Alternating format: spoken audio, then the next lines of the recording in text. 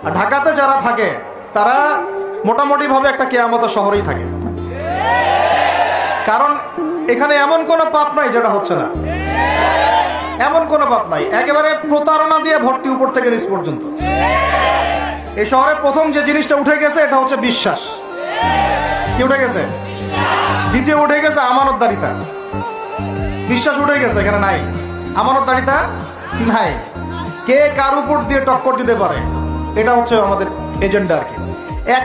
একটা রাস্তার যে ভিক্ষুক, এরও মাথায় যে এত শয়তানি বুদ্ধি, আর অন্য অন্য সেক্টর না হয় নাই বললাম। এই বিশ্বের সার্বভৌমত্ব চলতেছে জাতিসংঘের। কার? এই বিশ্বের রাজনৈতিক মোড়ল জাতিসংঘ। আপনি ইসলামিক বিধানের কথা যতই বলেন তারা মানবে না, মানবে না, সোজা কথা।